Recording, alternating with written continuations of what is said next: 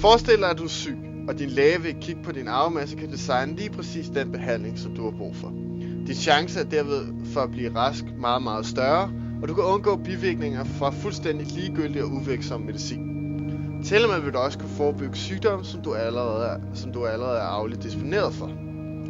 Dette kaldes personlig medicin, og det er den helt nye fremtid i sygdomsbehandling og forebyggelsen i sundhedsvæsenet. Flere taler til og med også om en medicinsk revolution. Men hvordan virker dette? Personlig medicin virker ved, at du laver en DNA-database, som vi står op i Island ved navn Decode, hvor du simpelthen har sekventeret næsten 160.000 fulde genomer fra forskellige mennesker.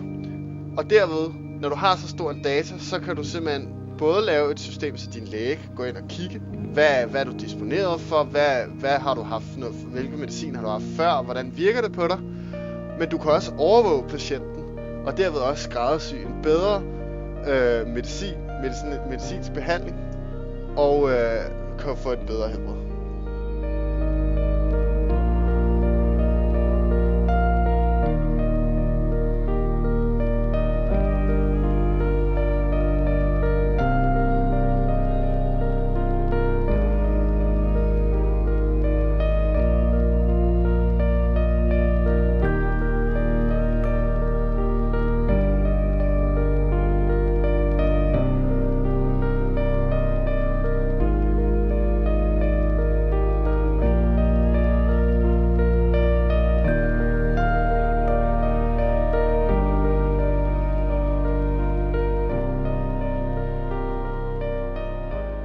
Vi spurgte en forsker ude på Decode om hendes personlige mening om DNA-baser, databaser og DNA-profiler og hvilke muligheder der var i det.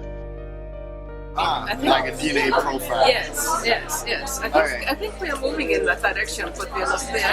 But there's also a lot of ethics. Yes, definitely a lot of things. Everything that we do and know is. I mean, there are a lot of people that do not want to know things like that. They don't want to know that they are at high risk of having some disease. Yeah, so they have the right to not know. We can't use information to people that don't want to know. So we have to, find this way of being able to get the...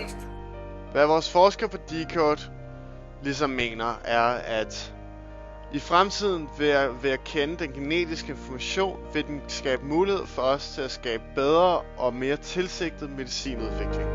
Men der er selvfølgelig også en masse etiske problemstillinger involveret i dette, som hun også forklarer. Når private firmaer har en masse genetisk information,